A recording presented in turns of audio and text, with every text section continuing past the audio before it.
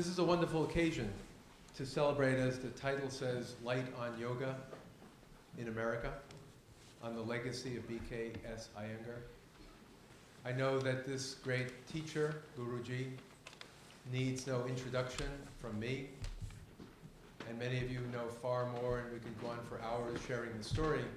I hope that at the reception afterwards, you'd be invited to come across the street to the Center for the Study of World Religions, just a few steps away, to continue and to share further stories that you may have of him and the effect that he's had on so many people. But this great man who himself was helped by yoga in his youth, various ailments of his childhood were put behind him because of his practice of yoga, the privilege of his own life working with the great Krishnamacharya, and really reviving yoga, making yoga alive again even in India. And then Guruji himself, by his own charism, by his travels, by the people he met, interpreting and translating yoga for a wider world. And I think this is part of what we commemorate tonight. So in some ways we are remembering this remarkable man, passed away only several months ago, but we're also remembering the legacy. For all of us, we pass through life, we're here for a brief time, but that which is best lives on. We know that the Ramamani Iyengar Memorial Yoga Institute in Pune will continue to flourish.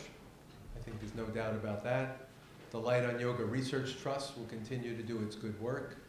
And the work in the Belur village in the Karnataka area of India, I'm sure that work, that charitable work, will continue and in fact grow out of memory and great gratitude to our teacher.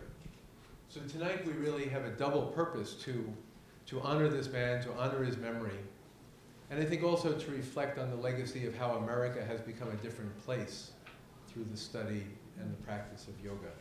And I think tonight is a wonderful occasion for this. I thought since it's something like it's a memorial service, it's a moment of spiritual togetherness, I would read a passage to begin our time together from the Bhagavad Gita, chapter 3, in the beautiful recent translation of Graham Schweig, if you're familiar with this translation. The section on the Loka Sangraha, doing something for the welfare of the world. The person who delights only in the self, who is satisfied only in the self, and finds full contentment in self alone, for that person there is nothing to be achieved. Surely such a person has no selfish motive, either in acting or in not acting in this world. Nor has such a person in relation to any being any need whatsoever for selfish motives. Therefore I tell you, without attachment, perform the action that you must do. In truth, by performing action without attachment, you attain the supreme. Thus by action alone, King Janaka and others like him attained their way. So considering only the welfare of the world, thus you should act. Whatever this great person does, those very things others will do as well. Whatever measure the great person enacts, that way the world follows. We are privileged tonight in our time together to have 5 wise, learned, spiritual speakers to share their experience, practitioners of yoga, teachers of yoga, those who've thought deeply about the yoga tradition, in their own ways knowing and being touched by the message and the wisdom of Guruji. I'll introduce them all at the beginning, and then they will speak in turn, and then insofar as we have time after the presentations before 7 p.m., which is the time we always stop things here, then we'll have time for some questions and conversation. And they'll speak in this order. Francis Schussler Fiorenza is the Charles Chauncey Stillman Professor of Roman Catholic Studies, Theological Studies here at Harvard Divinity School, and will lead off with our first presentation, sharing his experience and insights. Patricia Walden, the director of the BKS Iyengar Yogamala and student of BKS Iyengar for well over 30 years. Zoe Stewart, another long time follower and faithful teacher in the tradition of BKS Iyengar, yoga teacher here in the Boston area. Also, I think knowing him for more than 30 years. And then two of our younger, new generation speakers who both teach yoga and are doing PhDs in yoga studies here and at Boston College. First, Stephanie Corigliano, who's a PhD candidate in comparative theology and the study of yoga at Boston College, and Seth Powell, who's a PhD candidate in the Committee on the Study of Religion here at Harvard University. So without further ado, I'd like to welcome our panelists and ask Schussler Fiorenza to be our first speaker.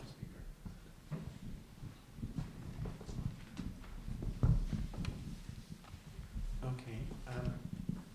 Human life is paradoxical.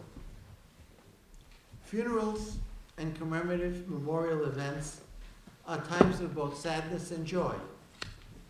Sadness because the revered friend or beloved teacher is no longer with us. Joy because diverse persons otherwise engaged in the busyness of life escape from their daily clutter to come together and express in common their shared feelings about a person dear to many. There is a joy in the coming together of like-minded persons to speak of the impact that Iyengar and his work had on them. But it also makes me, as a faculty member at Harvard, self-critical. Why did we at HDS have to wait for Iyengar's death to come together to honor him? He was at Harvard at Saunders Theater in 1984, and only now do we commemorate him in 2014, 30 years later. Should we have done more and earlier to honor him? When I received a public email the day of Guruji's death from Judith Lassiter, an influential student of Iyengar, I immediately emailed my condolences to Patricia. I wrote her, quote, teachers do not, I don't have to put myself in quotes,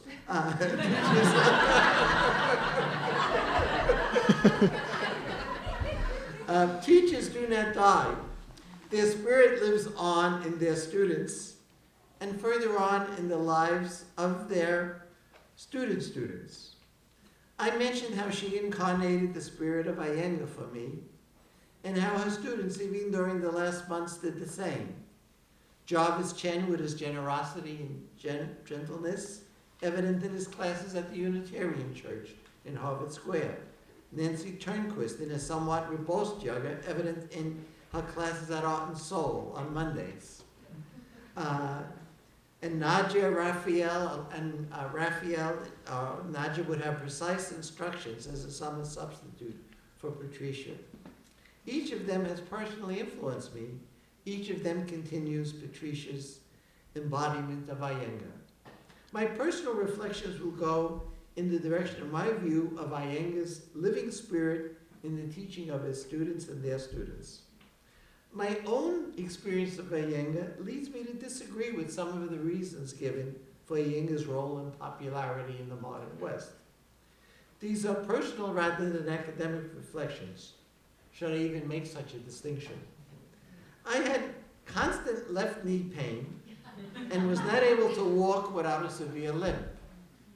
After an X-ray and an MRI showed nothing wrong with my knee, a surgeon recommended that I stretch my knee in a certain way. My response to him was, it seems that if I would sit in a lotus position all day, then I would heal myself. He said, yes, indeed. So I then selected at Iyengar's Health Services a course in Iyengar Yoga for two reasons: the use of props and the emphasis on precise instructions. I knew I lacked, in Iyengar's words, the intelligence of the body. Michael Schreiber, the teacher then, often spoke highly of his teacher, Patricia, and soon I began attending her classes. However, my knee and limping did not approve. At Elizabeth's insistence, I got another surgeon's opinion. He said my knees were fine, but I needed hip surgery. That meant, to my regret, I had to skip Patricia's classes for 6 months until my surgeon gave me permission to join again. Even after the health reasons disappeared, I still went to yoga classes. But why? I could simply say, because I like yoga. Such an answer does not probe why I liked it. Let me attempt to answer indirectly. When one asks about the distinctive contribution of Iyengar, or the reasons for his popularity in the West, a couple of standard reasons are given. Some more strategic, his introduction of props, yet a Menuhin support an introduction. Or a common historical response, he adopted yoga as a means of achieving health. This made it popular in the West. But we should pause and examine this carefully. Does his emphasis on health adequately explain the distinctive aspect of Iyengar's contribution? First, this response situates him in the tradition of his teacher, Krishnamacharya, who was the decisive influence in the development of what is now called the postural school of yoga. His students are B.K.S. Iyengar, Jois, the founder of Powell Yoga, Desaikar, and Inda Devi. Jois's direction of the Powell School in the U.S. has the label of Power School. It emphasizes movement and asanas in order to develop power. But what is Iyengar's distinctiveness? Second, Elizabeth de B.K.S. argues that the concern for yoga, for health, locates Iyengar's popularity as a form of alternative medicine within the emergence of New Age religiosity. It constitutes a privatization and secularization of religion in the modern West. She describes New Age religiosity as the shift from God to self-realization. She apparently agrees with objections to a Yoga Sutra book entitled Searching for God. In this respect, she argues it's not a search for God. In this respect, she makes no attempt to relate theologically the manner in which the turn to the self in Augustine and Bonaventure and some mystics can be related to the divine in yoga traditions. Surely one can have a more scientific and religious interpretation of the concern for the self in Iyengar and the tradition of the sutras. See Edwin Bryan's commentary on Sutra 123. Third, emphasizing the health orientation of modern yoga, Mark Singleton in Yoga Body, The Origins of the Modern Postural Practice, goes at great lengths to show the correlation between European contortionism and Iyengar's yoga. The parallelism is shown by pages of pictures of a contortionist and pictures of Iyengar in similar poses. Schindler points to the international physical movement around the world. Think of Germany, Scandinavia, or USA, Young Christian Movements Association. Although he doesn't use causation language, he does it in a way when he talks about colonialism, and there's the colonialistic impact on yoga's emphasis of strengthening the body, as well as the displaying an influence of resistance to colonial stereotypes. It seems to me, I question whether Iyengar's distinctiveness is best explained by simply pointing to the postural school, by viewing him through the eyes of a New Age secular religion, or even by seeing him as a contortionist, or like the physical culture movements in the United States.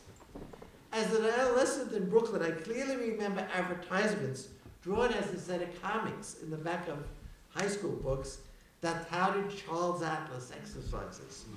And they show a young man, someone kicks sand in his face and steals his girlfriend. He does Charles yoga exercises, and then he knocks the block off that other man and gets his girlfriend back.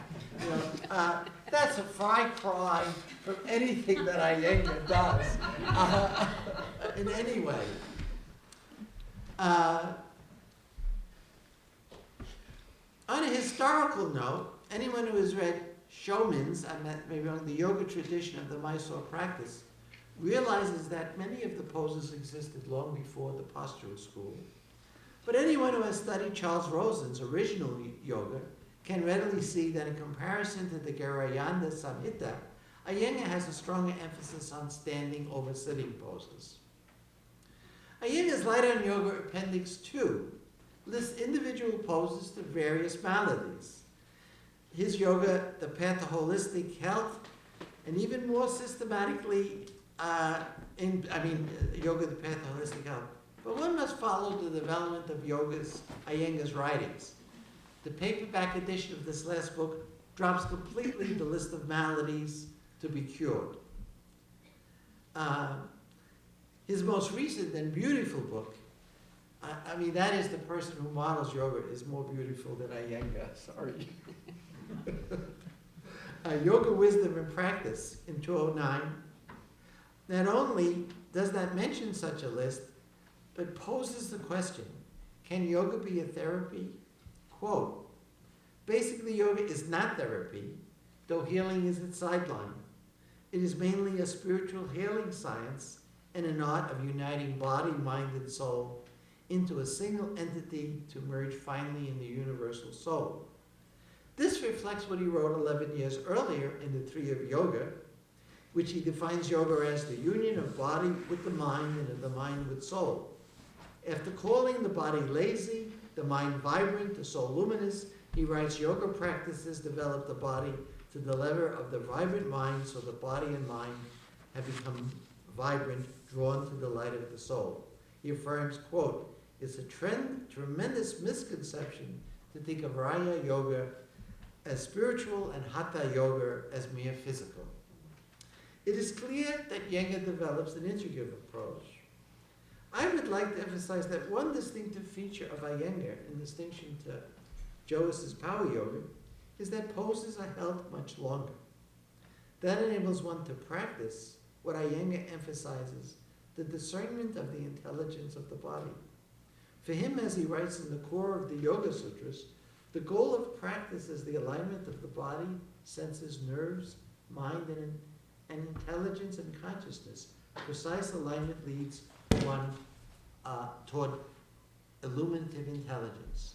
Perhaps Iyengar's distinctive contribution to yoga is his understanding of it as an art of discernment that combines the physical, intellectual, and the spiritual.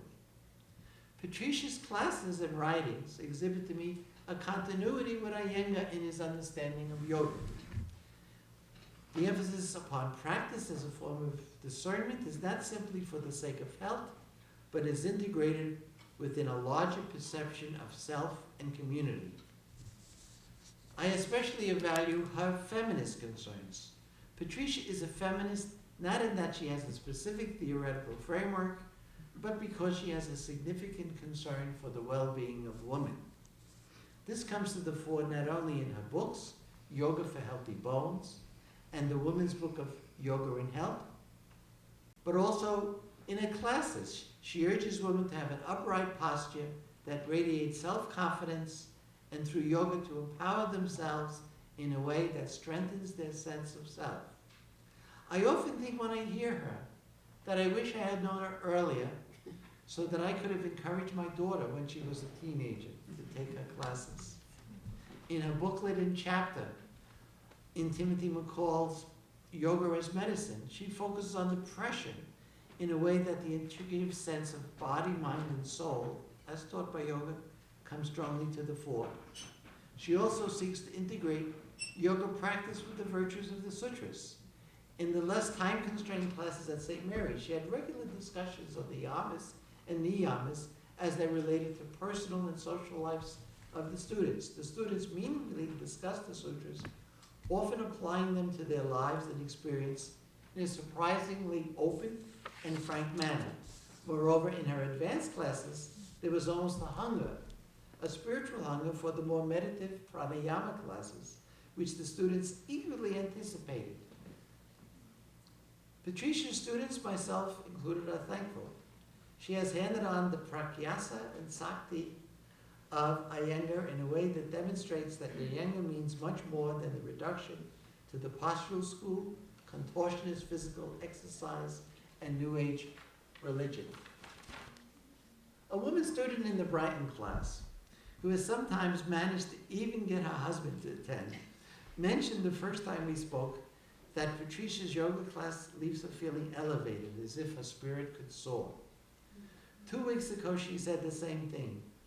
That is about the best description of Perusa that I can think of. It is the spirit of Iyengar that lives on in Patricia's class, and those of her students that leads her students to soar. For that, we commemorate the spiritual significance of Iyengar's life and the significance in the development of yoga and its presence among his students.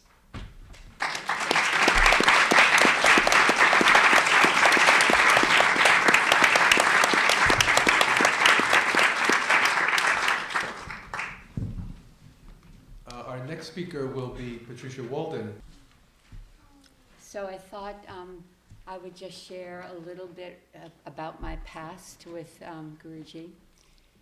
I met Guruji in May of 1976, and we invited him. There was a yoga teacher whose name was Joanne Sherwood. I don't know if any of you know her, but she and Guruji was on a world tour and came to the United States and taught in San Francisco, and then he came to Boston as his last stop. And we had a beautiful workshop arranged for him in this church in, I think it was Wellesley. It was a beautiful, beautiful church. Just to preface this by saying that we prepared for 3 months for his arrival. We worked on our poses for 3 months for his arrival, and all we had was light on yoga to prepare for. We didn't have anyone teaching us. So just to move forward to the day of his first class, we all got there early, and I think there must have been about 80 of us, all waiting with incredible anticipation for his arrival. And there was a very big platform, so we were all sitting and we were all talking and just couldn't imagine what it was going to be like to see him in person. So he walked out onto the stage, and he just looked around and didn't say anything. And I have to say that there is no one that I've ever met who had a bigger presence than B.K.S. Iyengar. His presence filled the room, and his light filled the room. So I don't know if you were there for that. Not for that, but certainly the light always filled the room. And then it seemed that he stood there for quite a while before he said anything, and we had no idea what to expect. But so he began right away by teaching us Tadasana, Samastiti, because he said, none of you know how to stand straight. None of you know how to do the most simple pose. And his voice was so loud and buoyant and filled with vitality that it was literally a life-changing moment for me. There was something about his energy and the way he spoke and the way he looked out at everybody in the room. I had never had that experience with another being before in my life, actually. So then he began to teach us asana. And these were the days when asana was taught very differently than many of you experience asana being taught now. And actually, one of the first places I ever taught yoga was in this room. It's just a coincidence that I taught for several years in this room. But when I taught in this room, we had all the lights down, very low, and we made a circle. And I never got up and looked at any of the students. I just suggested that they do different things. So, and that's how we were practicing yoga in those days. So it was really interesting for us to be in a room with the lights turned all the way up. That was one thing. But the most outstanding thing was that Guruji, he was then Mr. Iyengar to us, walked off the platform and walked around and started looking at us.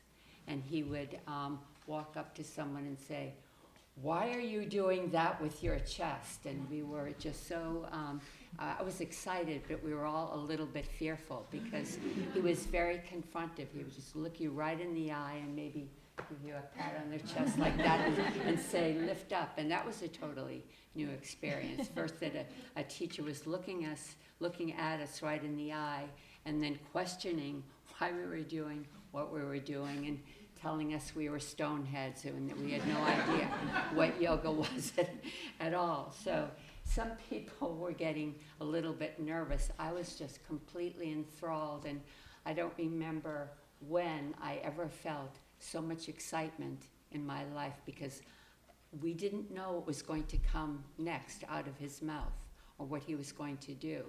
So I was sure at the end of that class that wherever he lived, and I didn't know if he lived in India or not. We didn't know much about him, that I was going to go there and study with him. So this was in 1976, and then I wrote him a letter after he left, and I said, wherever you are, I want to come and study with you. And he said, okay, come next February. And I did that. And I went with my friend Victor Oppenheimer, who also used to teach this class with me. So that May workshop with BKS Iyengar, and then following that, my first trip to Pune was the beginning of my life. It was really the beginning of my life. And after I went that year, I went every year since then. And I'm still going to Pune every year. I've missed a couple in between. And I feel, as some of you can imagine, so much gratitude that our lives crossed, and that I found my teacher, who was then to me Mr. Iyengar, who later became my Guruji. I was not looking for a guru. I was looking for enlightenment, actually. And the interesting thing about Guruji in those days, and he changed then, was that he saw that we were all in our brains. So when he would say, stretch the arms or lift the chest, we were like, what? And it was like a slow path from our brain to our body. And he would, and you can probably remember these days, that would really upset him when he saw that we were thinking and not doing. So that was another big change in my life. He was a very practical teacher. Remember, this is the 70s, where many of us were coming from the 60s, and we know what went on in the 60s. So for us to become embodied was quite a lot of work for him. But he was really, really practical. And this is where his famous quote, "How can you know God if you don't know your big toe?" came from, because we wanted enlightenment, and he wanted us to be able to feel our body, to be really present in our body. And what we realized over the course of the next few years, that he learned by watching us what we needed, and he used our bodies to teach spirituality. That's what he did. So he met us where we were, and then from there, he brought us to ourself, to our soul, to a much deeper understanding of our existence. And one of his most famous quotes and teachings is that our body is our first instrument. And you can use your body, this outer instrument, to reach the inner divinity within you. That's what he lived for. That's what he lived for. He wanted us to reach that divine core in us, and he found so many different ways of bringing us to that reality. And when he, in the early days when he taught us, he was filled with fire, and he would get very upset if we weren't doing what he wanted us to do, and he would often come and, I won't do it again, Francis, but, give us a slap on the back. For Wednesday. I'll save it for Wednesday. But as we grew, as we began to understand his teaching and savor it, he began to evolve and transform.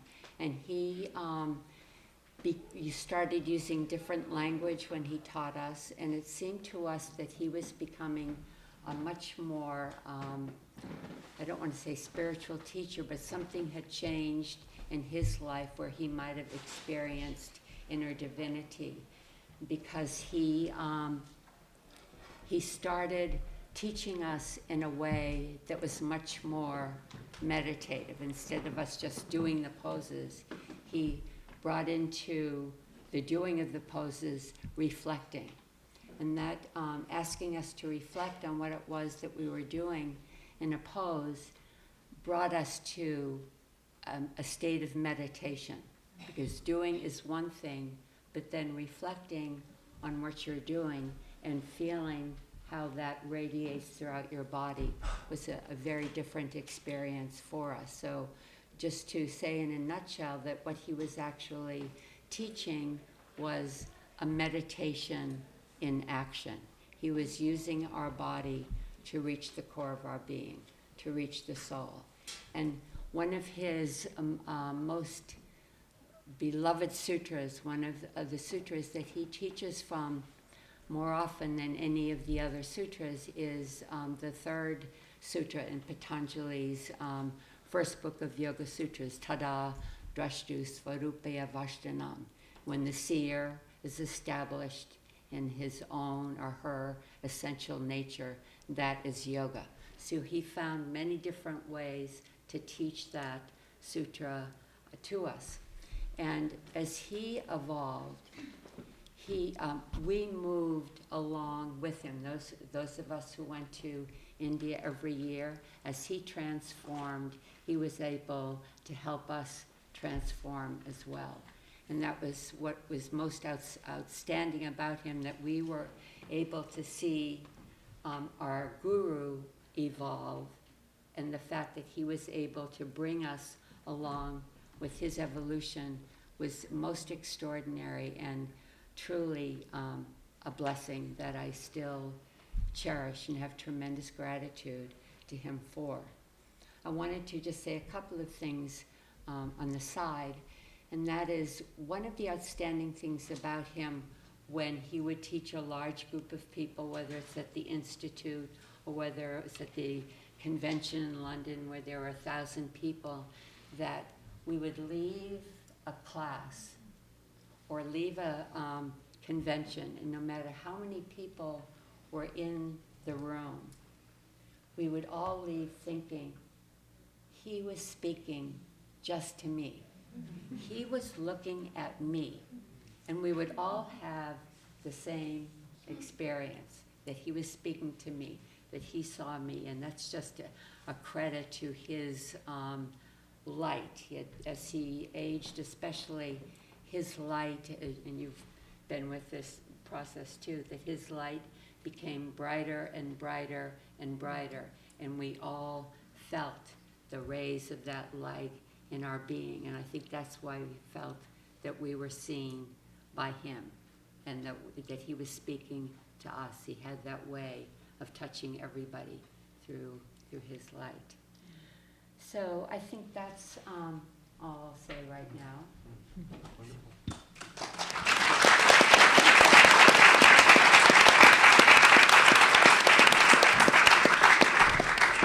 Our next speaker also knew Guruji very well and worked with him and is a wonderful teacher of yoga, Zoe Stewart.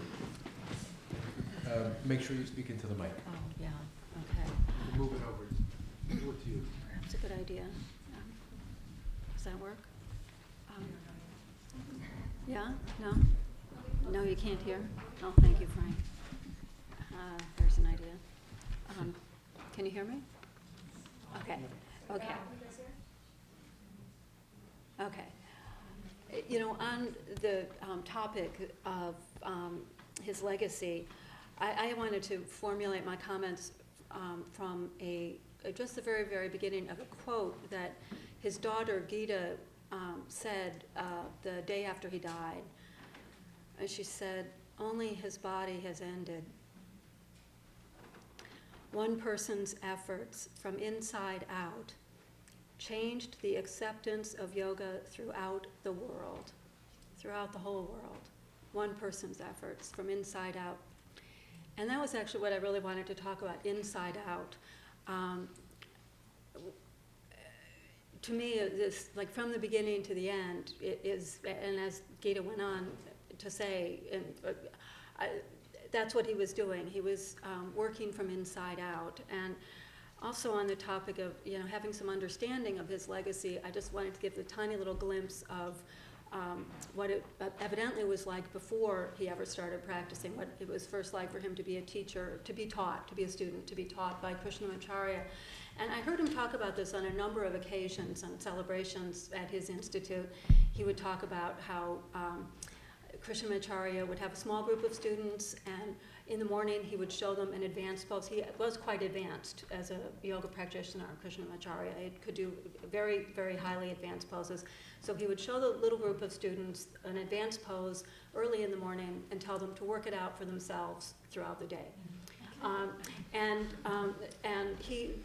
Iyengar spent the whole day working on it, diligently, relentlessly, over and over, like exploring it from inside, practicing from inside. He would try this, it didn't work. Try that, it didn't work. Try this, it worked a tiny little bit. So from there, tiny little bit, he'd try to build up, and then more things wouldn't work. So, endless discouragement. That I myself would be daunted and just give up and think, poor me, I can't do this. And those of you who've done yoga, any kind of yoga, any amount of yoga, you see someone do an advanced pose, you don't know how to do it, but he was passionate and relentless and absolutely absorbed, and he found freedom inside of himself. And that freedom he found inside, he followed it, and it showed him how to do the pose. And that was his method when he taught us. That was how he shared internal exploration. And it was so dear, it was constantly new. Like I could feel it, even if he was saying something he knew was a principled position about how to do this pose, it was a brand new. Like you said, that light, it was always like being newly created in the moment that he was teaching us. Partly because, like you said, he saw what we were doing. And, no, not like that, no. You have to do it like this. He was like alive and illuminated every second. And it was always new. What he was teaching was being newly created in the instant. And it was thrilling. It was utterly thrilling. And everything that he said illuminated my body. Like I would hear him talk, and I would just be stunned by what he said, and it changed my whole experience of the pose. But I only understood about 10%. The first time and I wasn't even sure what language he was speaking, actually. So, is it Sanskrit? Is this Marathi? I don't know what's going on. But, whoops, I just have to let go of that. But then he says something that just made the whole pose come alive. And, and I was just thrilled. He was absolutely amazing to be around. And so that's how he taught us. And I wanted to just say a tiny little bit about what I think his legacy, how his way of doing yoga has affected people other than us, like we're not his students, but in that same spirit, from inside out. All of his books, but especially Light on Yoga, Light on Pranayama, Light on the Yoga Sutra of Patanjali, they're all incredibly deeply from inside out. Like, for example, if you have a knee problem, you can work it out. I mean, you're better off going to Patricia. But, should you find yourself in the middle of nowhere, you can work it out from Light on Yoga. And Light on the Yoga Sutras of Patanjali, he tells you every single word in the sutras. He gives you an English translation. So should you want to, you could work it out. I think he was passionate about teaching us that we can work it out. I think that he and the other students of Krishnamacharya that have become very famous, that Francis was mentioning, Joyce, others, Indra Devi, that generation, they got involved in working it out. How do you do the yoga? How does it work? And so, Mr. Iyengar has given that to the world in his books. I think through the development of props that Francis also mentioned, and that you saw in the clip, use of props, constant use of props. That's something that Mr. Iyengar has offered to the world. And I don't know if everyone knows the story of, the story I was told is the very first time he came up with the idea of a prop was when he was in Pune. He was no longer working directly with Krishnamacharya. He was on his own in Pune, working on his own and teaching. And he was in a seated pose in his morning practice, and he could feel that it wasn't coming right. And he just got this idea in his head to hop up and go out on the street and get a big piece of rubble, which if you've been to India, there's plenty of that around. Bring this big piece of rubble inside and sit on it, and it made the whole pose better. Which to me is absolutely amazing that he knew that the pose didn't feel right. And I frequently know that my poses don't feel right, and and I don't always know what to do about it. But he was, he was constantly inside himself, inside, like his awareness, his presence was inside his body in relation to the pose, when it's coming, when it's not coming, and he could feel both when it's coming and when it's not coming, and he could feel what to do about it. So that was the first, what I would understand to be the first time he ever came up with the use of a prop. And then now there are dozens and dozens and dozens of props that he's devised, many of them for other people. Like that horse that you saw, the woman doing Ardha Chandrasana up on the horse.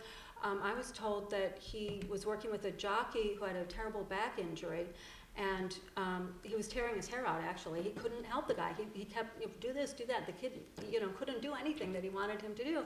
And so finally, he said, we need one of those little fences, like a piece of fence that you jump your horse over, that you took the horse over those. We need to put you on one of those things. So he got someone to build one of those things. And it was because he could feel, looking at this man, he could feel what this man needed from inside out. That's how he operated when he looked at us, from inside out. Now you can go to the grocery store and buy props, and so they're available to everyone. I don't know that everyone, I know that everyone can't do what he did with them, but they are available to everyone. And he was constantly freely giving. He wanted everyone to have everything that they could possibly have, that he could possibly give them. But back to how he taught us. Because I do feel like we're really, really lucky that he taught us, and that we have something really amazing that you can't get at the grocery store. There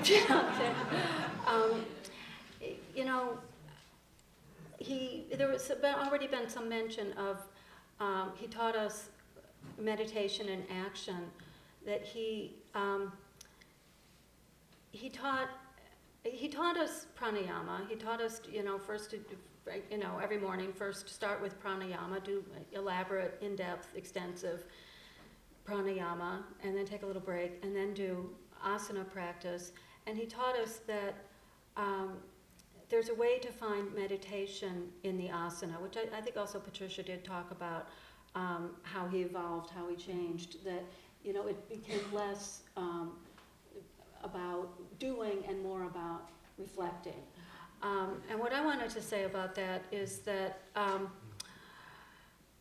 I feel that is really the heart of his legacy, that those of us that were his students, he really did teach us how to find meditation in the asana, and that it's really the pinnacle, or the culmination of yoga practice. And he did work a lot with the Yoga Sutras, and to me this is well described at the very, very end of the second book of the Yoga Sutra, which is the book on practice.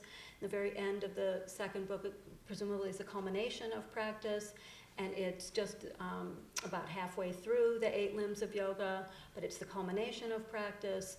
And the Sutra 254 says, withdrawal of the senses is when there is disengagement of the mind with its own contents, as if it is acting in accord with its own nature. And that's what he did for me. Because at first I would be engaged, like my mind would have the content of listening to his instruction. But, especially when I only understood 10% and I was clinging on to understand and to make sure I understood. But, over the decades, you do get skillful at understanding him, and he was really clear. So I didn't have to, struggle to understand. He was really clear.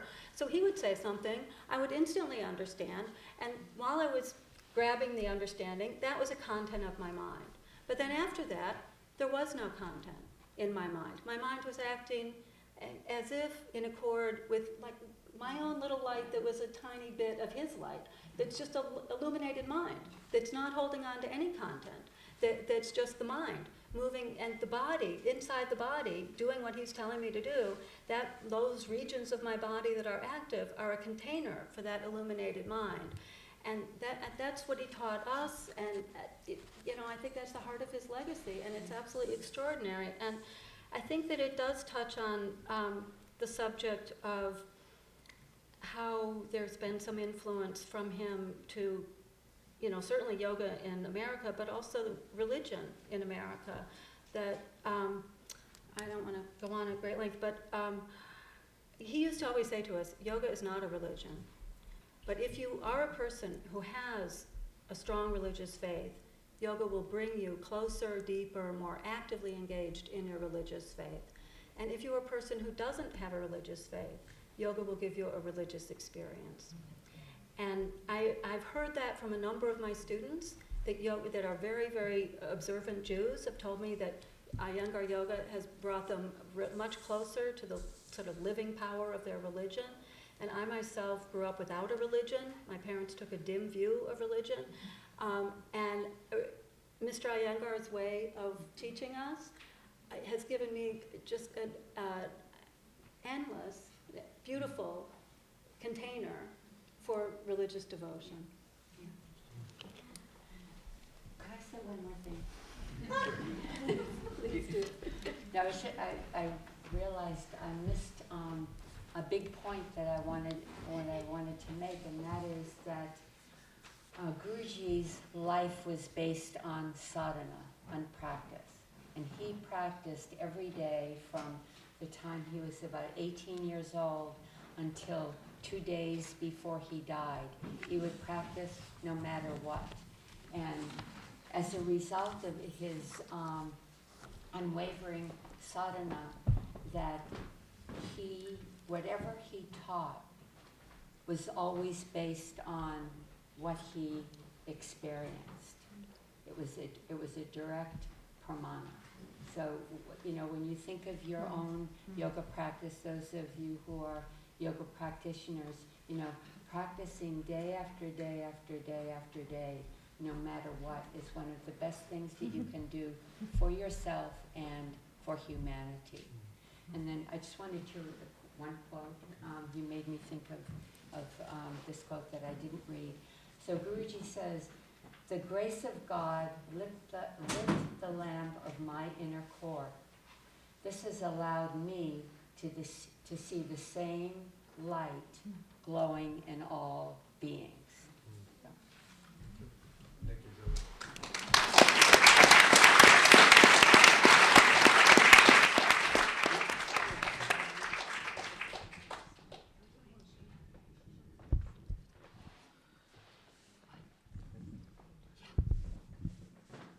Elizabeth, would you like to come in and sit? There are chairs opening up. Okay. I'm not supposed to intervene really, but my single anecdote of Guruji, and Zoe was in the room, and the one time I met him back in February when I was in Pune, he told me this story. So I'm a Catholic priest and so on. He told me this story about, so look, I'm in Rome. I go to see the Pope. The Pope wants to see me. And he goes to the Vatican, and he's there with the Pope. And they have this long conversation. And then he says, and then the Pope looks at me and says, "I wish you could come back every day and be my teacher, but the cardinals will never let it happen." So that was his message to me. So we've had wonderful teaching already, wonderful experience, wonderful sharing, and we believe in the endless flow of new generations of teachers and practitioners and scholars. Our final two speakers this afternoon, Stephanie Corigliano, who is finishing her PhD at Boston College, studying yoga in India, yoga in America, and then Seth Powell, also studying yoga, doing his PhD here, I think will bring another perspective in both on the intellectual and the spiritual practical side of yoga. So Stephanie is next. And make sure you speak into the mic. Okay. Thank you. Oops, excuse me. I should begin my presentation with a disclaimer.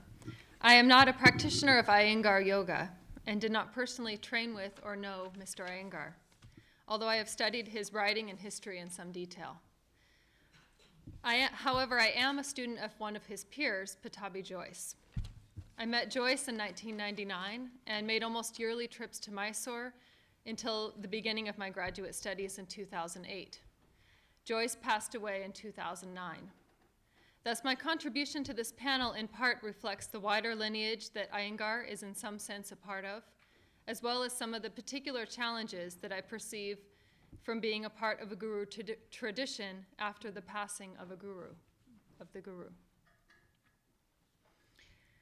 As noted in the other presentations, the popular practice of yoga today owes much to the innovation and charisma of the South Indian guru Tirumalai Krishnamacharya. While certainly not all forms of popular yoga are traced to his influence, many do. In particular, his foremost students, BKS Iyengar, K. Pattabhi Jois, Indra Devi, and TKV Desikachar, have all interpreted his teachings in various ways and effectively globalized the concept of yoga as a physical discipline. While a variety of teacher trainings, workshops, retreats, and even university courses offer intensive training and certificates to vet the expertise of new yoga teachers, a common source of authority is also exhibited in the assertion of students who practice a lineage-based yoga. Several schools of modern yoga recognize a guru and the importance of guru parampara, or the succession of teaching that flows from the authority of the guru to his or her direct students. However, in the wide expanse of yoga in America, the Krishnamacharya lineage stands out as both fully integrated into the popular sphere of yoga within gyms, and also as yoga as a so-called traditional practice. These claims of tradition and authenticity, often rooted in the practitioner's affiliation with a particular lineage based in India, raise some important questions from a scholarly perspective. Is there actually any historical basis for such claims? Can the modern practice of yoga rightly be associated with a 2,000 to 5,000-year-old history of yoga in India? Further, how do such claims shape our understanding of modern yoga? While I can't answer these questions in full, I will offer a brief historical background and some points for further reflection. Tirumalai Krishnamacharya was born in South India in 1888. He came from a prominent Vaishnava family. Much of what we know about Krishnamacharya's personal history comes from a few biographies written by his own students and his son, Desikachar. Among other points, they highlight his birth and place within a revered lineage of South Indian Brahmins, his early training in Sanskrit and Vedic studies, his later travels to Varanasi, and his 7.5 years in Tibet, in which he studied postural yoga and Patanjali Yoga Sutras under the guru Ram Mohan Brahmachari. Subsequently, he returned to South India, married, and began touring, offering lectures and demonstrations to promote yoga. By 1931, he was invited to teach yoga to the Maharaja of Mysore, where he operated the now infamous Yogashala in the midst of the palace grounds. It was there that B.K.S. Iyengar, his younger brother-in-law, and Pattabhi Jois both studied with Krishnamacharya. After India gained independence, Krishnamacharya moved to Chennai, where he taught yoga and eventually oversaw the opening of his son Desikachar's yoga school, the Krishnamacharya Yoga Mandiram. The various narratives regarding Krishnamacharya's life, education, and training in yoga are somewhat ambiguous and occasionally conflict with outside historical data. Without going into detail on this, it's worth noting that the revered status and legend of Krishnamacharya has by now its own symbolic significance. As Mark Singleton notes in a recent chapter on Krishnamacharya, quote, "The management of Krishnamacharya's memory, as it plays out in the various portrayals of his life, sheds light on the concerns and values of modern yoga itself, as well as its power politics, regardless of the historical veracity of the various accounts." End quote. Despite their divergent styles of yoga practice, Iyengar, Jois, and Desikachar, along with many others, revered Krishnamacharya as their guru. As noted, Iyengar and Jois both studied with their guru early in his career. In an interview with Alexander Medin in 2004, Iyengar recalls that he studied in Mysore for only 2 years and out of the 2 years with Krishnamacharya himself for only 10 to 15 days. Yet he states, quote, "But those few days determined what I have become today," end quote. In addition, when asked what Krishnamacharya taught him, Iyengar replied, quote, "He taught me a few asanas, and then my evolution came from my own practice," end quote. Despite this reply and other interviews, it's clear that Iyengar also recalls returning to Mysore almost yearly for various purposes, and so in all likelihood he would have been aware of the various methods and courses that Krishnamacharya taught. Yet what is interesting here is both his reverence for his teacher and his choice to emphasize his overt originality. Conversely, when asked the same question, Joyce notes that he studied with Krishnamacharya for nearly 26 years. He recalls learning a set series of asanas. To this point, Joyce remarks, quote, "What my teacher taught me is exactly the same method I am teaching today," end quote. In addition to asana, Joyce further recalls that Krishnamacharya held classes in philosophy, including the study of Yoga Sutra, Bhagavad Gita, Yoga Vashista, Yoga Yagnavalkya, and Samhita.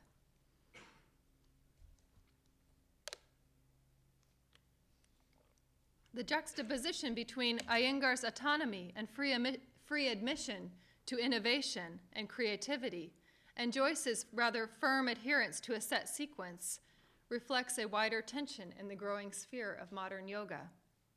To what extent should the next generation attempt to replicate the teachings of the Guru, and to what extent is innovation and creativity necessary?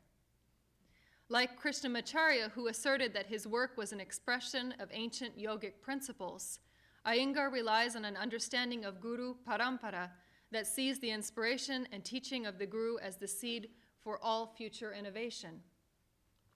In this way, the prerequisite, so to speak, for lineage-based innovation is direct contact and learning from the Guru. In many ways, this practical advice applies across the arts. The masters of Impressionist paintings were often previously masters of fine painting.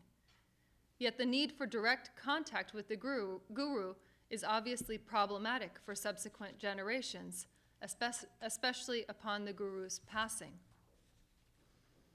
In contrast to both Iyengar and Joyce, when asked the same questions, Desikachar notes that he studied 29 years with his father in the latter part of his life.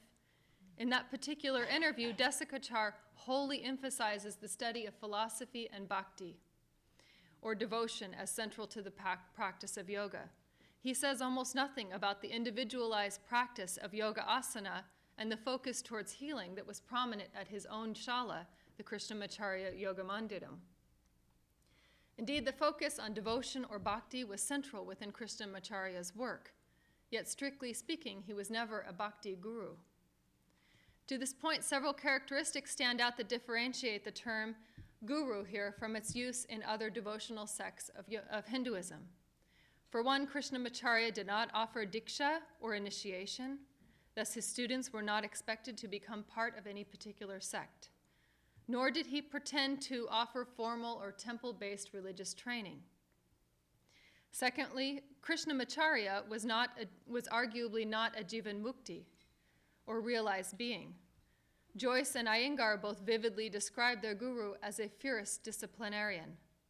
Nonetheless, when asked what was so special about Krishnamacharya, Iyengar asserts, quote, "He had the mantra jaya, the power of the mantra, and was not just a great scholar, but had the divine grace working through him," end quote. These kind of descriptions account for both moments of human fallibility and tremendously inspired work. Similarly, Iyengar and Joyce, who were also called Guru or Guruji, did not derive their authority from a notion of themselves as perfected or saintly individuals. In separate interviews, both Iyengar and Joyce assert that it is their students who determine the Guru, and that they do not make this claim of themselves. Speaking from my own experience with Joyce, it was at times his human faults and desires that made his teaching accessible, humorous, and also allowed or required his students to maintain a focus that was primarily on the practice and not in the form of guru worship. Nonetheless, Krishnamacharya, Iyengar, and Joyce were all three charismatic individuals who received an elevated level of respect from their students. As such, they can rightly be understood as teachers or gurus within the lineage of Krishnamacharya. For the next generation, there are some obvious benefits in being affiliated with a particular lineage. These include, I'll name at least 3 points. First, there's clarity in terms of the method for teaching and expectation for teachers and practitioners. This pertains to both practice and theory. For Iyengar, Joyce, and Desikachar, there are institutions in India founded to promote their particular methods and philosophy. Secondly, affiliation with a guru teacher instills both confidence and humility in the teacher practitioner. The student can be confident in the guru's method, based partially on personal experience and partially on the collective consciousness of the community that surrounds the guru. In addition, by deferring to the rules and authority of a guru, the new teacher is humbled in the sense that it is not their own creation or innovation, they are simply passing on what they learned. Thirdly, the lineage-based concept opens up a historical or metaphysical framework to contextualize the experience of practice and its challenges. I would argue that the historical framework and associated texts are more available or relevant to the lineage-based student because it comes at the recommendation of the guru or lineage. And further, that the metaphysical framework is somewhat established through the exchange of common experiences within a particular community made possible through their shared experience. Subsequently, there are particular problems or challenges that come with being affiliated with a lineage tradition. Again, I'll mention 3 points. First, there is the problem of idealizing the guru. As noted, there's a difference between guru as teacher and guru as divine incarnation. In part, what is at stake here is a failure or resistance to address the shortcomings of the guru. If a community is to grow and improve, it cannot ignore its underbelly. Secondly, there is the problem of rigid adherence to texts and the recommendation of the guru. This becomes a particular challenge for the lineage after the passing of the guru, since the aspect of the living tradition as adaptable and subject to change, in effect, threatens the longevity of the guru lineage. Those here versed in Christian theology will recognize this as a perennial challenge that is faced within all living traditions. How does a community mitigate tradition with innovation? And finally, there's the question of authenticity and authority. Can anyone be a guru? For modern yoga, with new styles, trends, and charismatic teachers popping up every day, this is a large question. The lineage-based yoga traditions, in a way, have been safeguarded from the demands of popular culture, in part through their dedication to a particular teacher. Without the central inspiration of the guru teacher, subsequent generations will have a greater need to examine a criteria for authenticity and authority. In the later part of the Medine interview, all three, Joyce, Iyengar, and Desikachar, emphasized the importance of devotion and the relationship of the physical with the mental and spiritual bodies. They also, all three, refrained from openly criticizing Western developments of yoga, each expressing a similar attitude that individuals will know the authenticity of practice and the teacher according to the benefits that they experience. Here, Iyengar points to the Mahabharata and the narrative of Dharmaraja and Duryodhana. He states, quote, Dharmaraja was a righteous man and Duryodhana was a cruel man, but both of them were present. So when both good and bad are present, how can I answer? How can I say what is good or bad? People will find what they are looking for. End quote.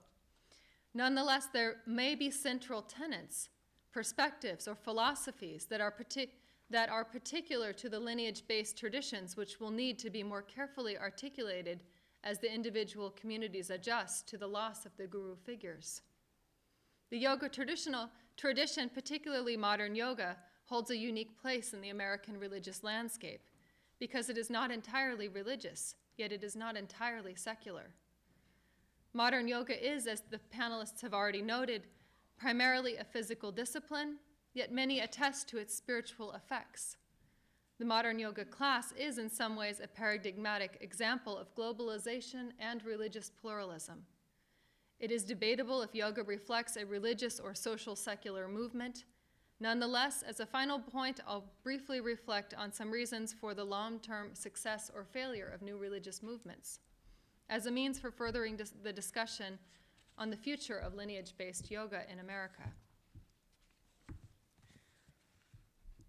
Catherine Corneille, in her study of new religious movements within Japanese Buddhism, suggests that if a community survives for 2 generations after the passing of the charismatic leader, it is likely to endure. The sociologist of religion, Rodney Stark, examined the phenomena of new religious movements over a number of years and came up with 10 factors that determine their success or failure. Interestingly, modern yoga encompasses most of these factors. For example, they include retaining cultural continuity while introducing new practices, the ability to generate a highly motivated volunteer religious labor force, including many willing to proselytize. I think modern yoga has that. And maintaining a medium level of tension with cultural context, strict but not too strict. Amidst similar concepts, the only factor that stands out on this list as a significant challenge for modern yoga to succeed as a new religious movement, aside from the question of whether or not it can even rightly be considered religious, is that of legitimate authority. Stark explains legitimate authority with 3 factors: leadership, doctrine, and a communal sense of participation in the work of the leadership. Following Stark's understanding of legitimate authority, we can understand that some form of leadership remains necessary. In the case of modern yoga, this might be accounted for by the various institutions that are already established in the name of Joyce, Iyengar, and Krishnamacharya. Secondly, doctrine becomes important. In this case, doctrine might be the particular texts and practices approved of by the institution. If every individual follows the path of pure innovation, there will be nothing that binds the community or supports the leadership of the community beyond the first generation of practitioners who had direct contact with the Guru. Lastly, and this is perhaps the most significant point for the continuation of modern yoga lineage traditions after the passing of the Guru, if, as Stark states, quote, members must perceive themselves as participants in the system of authority, end quote, then there must be new forms of negotiating innovation, personal inspiration, and the collective experience. In other words, people need to feel that they can have an impact on the decisions made by the leadership body. They need to feel that their individual experience and association with the group matters. In this generation, awareness of the global impact of teachers like Iyengar, Joyce, Desikachar, and Krishnamacharya is growing. It remains to be seen if this will continue, or if yoga in America will take on a new form entirely.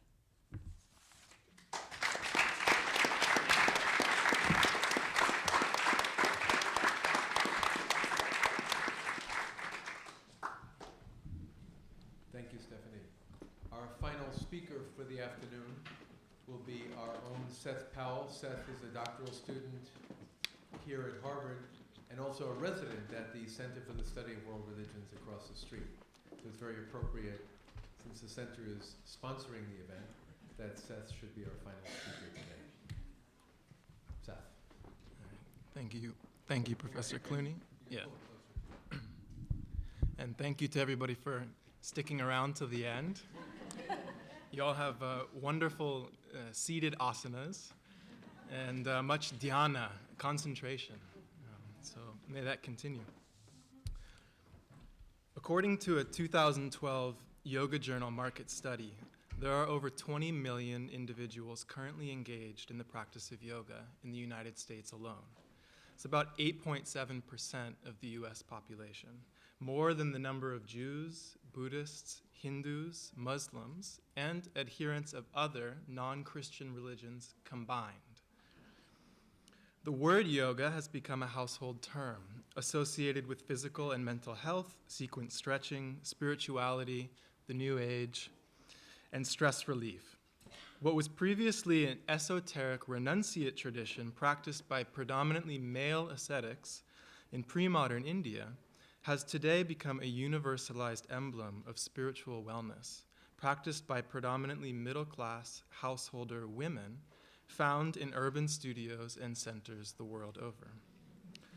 The nearly 96-year lifespan of Belur Krishnamachar Sundaraja, B.K.S. Iyengar, 1918 to 2014, offers a compelling narrative lens through which we can witness the ascendance of modern yoga from the peripheries of Indian society to the center of American and Western popular culture.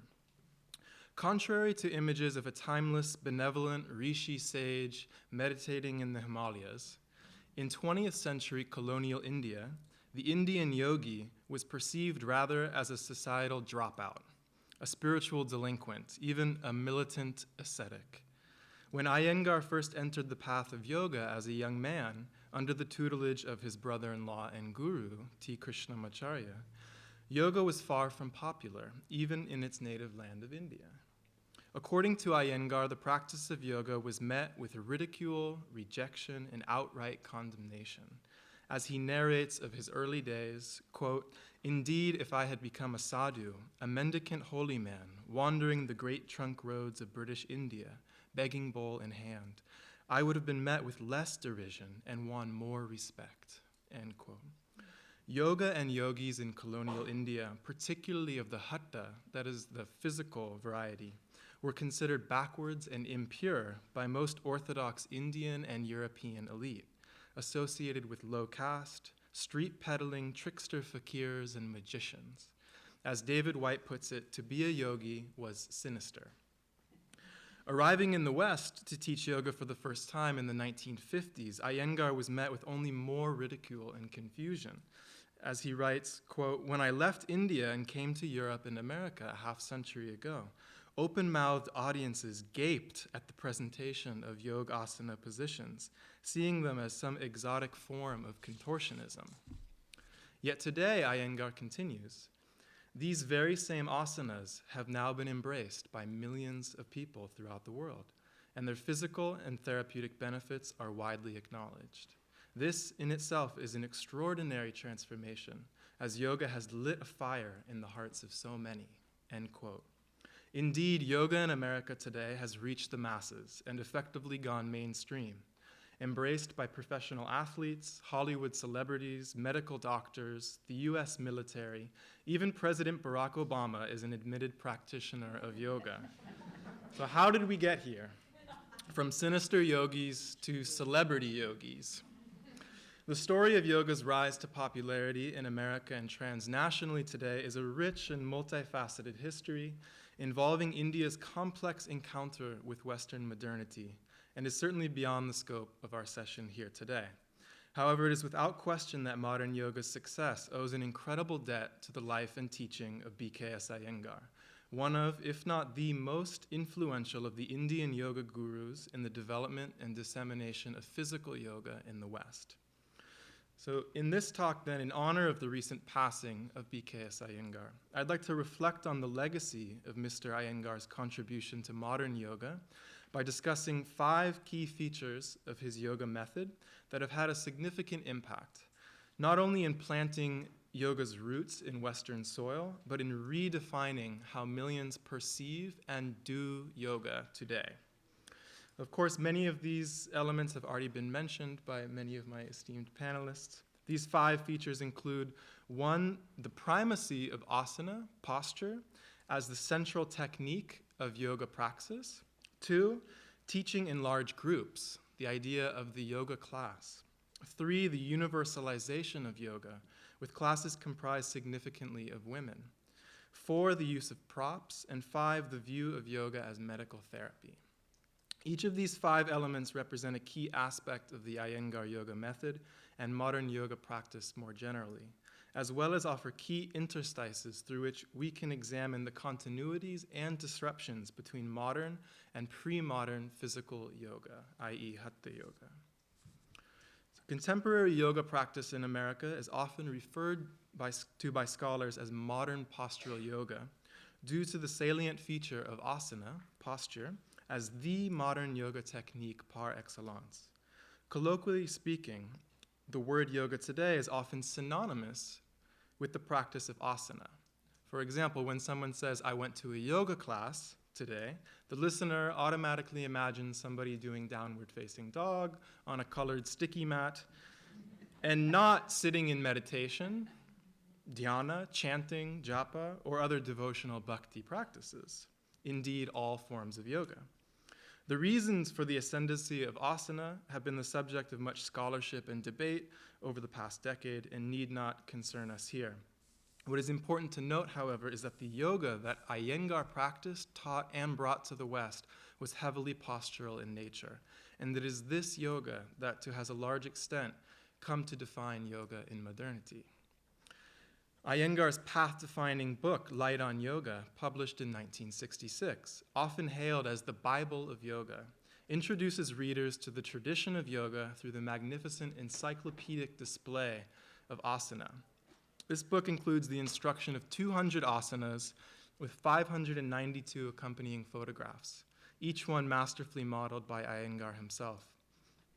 Translated into 17 languages, perhaps no other yoga primer has held such canonical status as the definitive guide for asana orthopraxy, and has served as a sort of stand-in teacher and guide for countless aspiring yogis.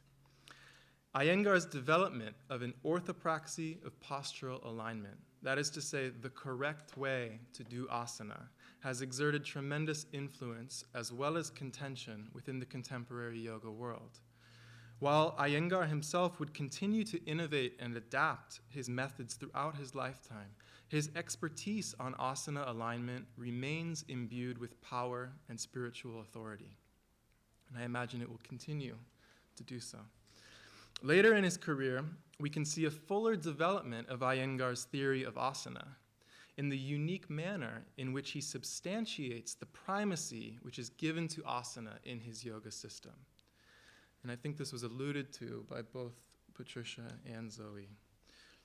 Rather than viewing asana as subsidiary to other limbs, anga, of yoga, as we find in most pre-modern yoga traditions, Iyengar maintained that all 8 limbs of Patanjali's Ashtanga Yoga are to be present within asana itself. That is to say, if one does asana correctly and fully, it should include the presence of yama and niyama, moral restraints and observances, such as nonviolence. For example, not overexerting oneself in a posture. Pranayama, breath control. Pratyahara, withdrawal of the senses. Dharana, concentration, leading to dhyana, meditation. And finally, samadhi, in which there is a unifying coalescence between the object of meditation, here the asana, and the subject, the practitioner. This is, to my knowledge, an innovative interpretation of Patanjali's Yoga Sutra, in which the physical body and its asanas become not only the gateway, but the primary vehicle to attain the highest goals of yoga. As previously mentioned, pre-modern yoga traditions were largely the reserve of male ascetics, handed down through parampara lineages, guru shishya, teacher-student disciplic succession, one-on-one teaching, we could say.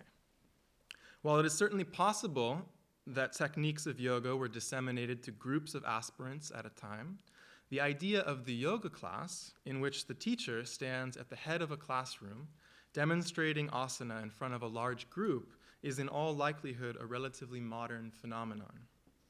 When Iyengar joined Krishnamacharya in Mysore in the 1930s, the guru was teaching yoga for young boys at the Jagmohan Palace's Yoga Shala.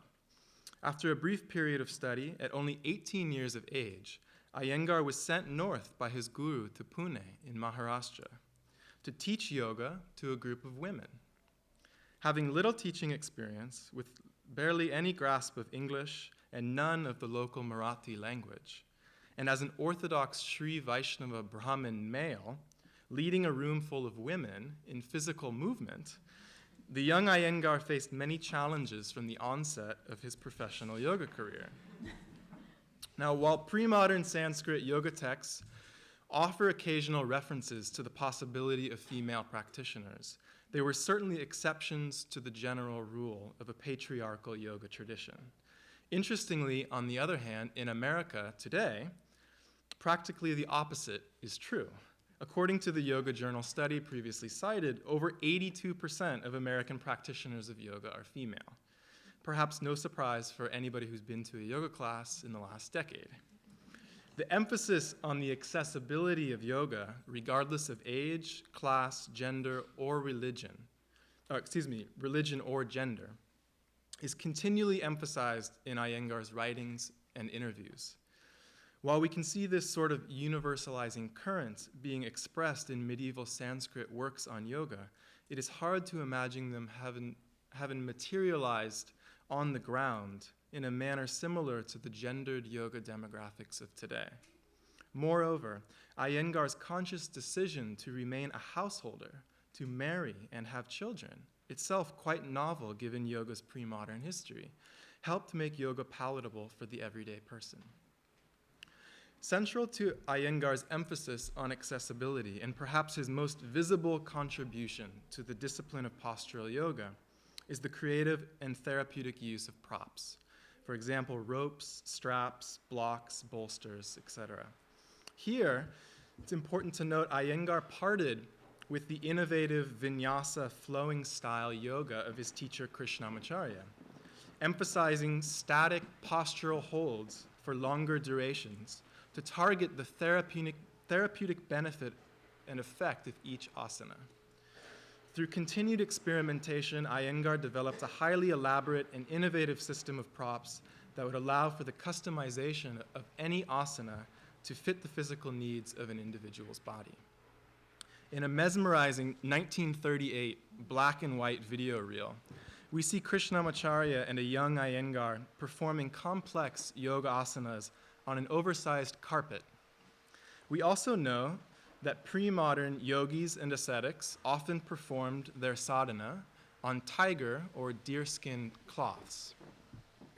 As modern yoga legend has it, it was one of Iyengar's students in the late 1960s, Angela Farmer, who, when frustrated by her feet slipping around in many of the standing postures, she invented the first yoga sticky mat by cutting off a piece of matted padding to add some friction beneath her feet.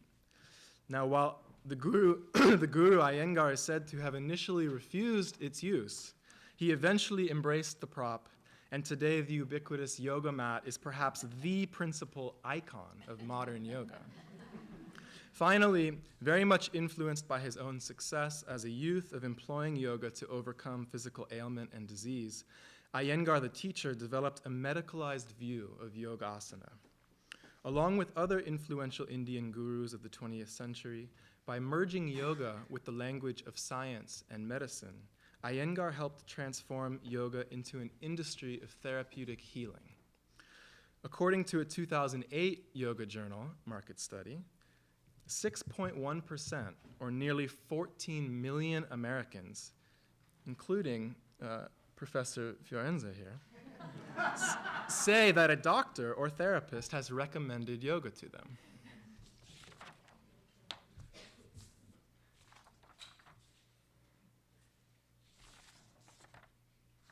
Oops. Now, in conclusion, in 2004, BKS Iyengar was recognized by Time magazine as one of the 100 most influential people in the world. Today, the word Iyengar is now a noun in the Oxford English Dictionary. Mr. Iyengar the man, in his 95 years of living, had become the global ambassador of yoga, helping to revitalize yoga's reputation in India and the world over. Indeed, through his tireless commitment to the practice and dissemination of yoga, which he is reported to have maintained up until his final breath, Iyengar dramatically altered and gave shape to the yoga now practiced by millions.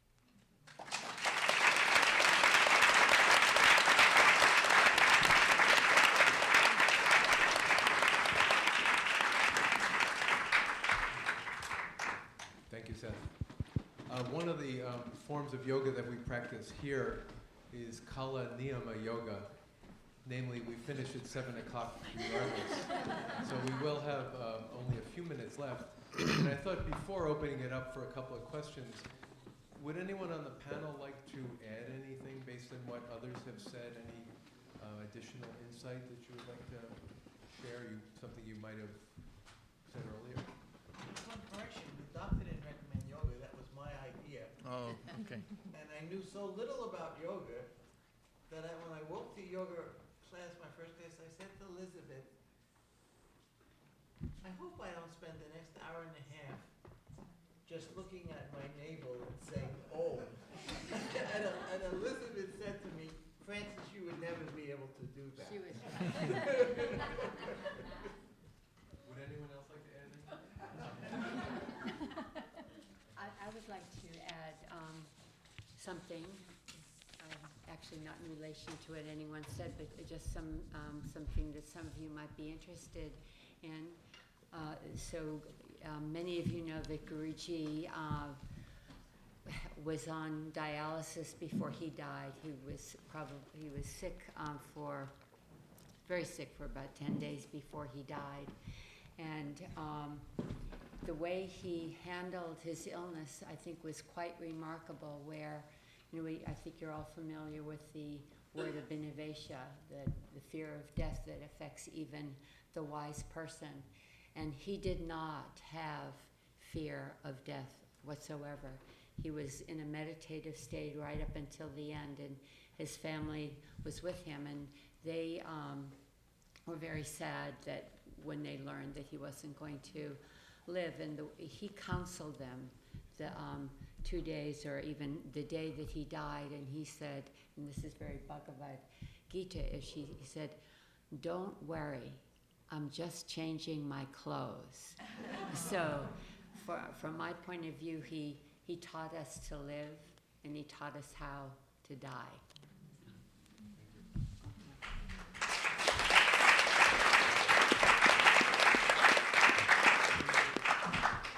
Zoe, you'd like to add?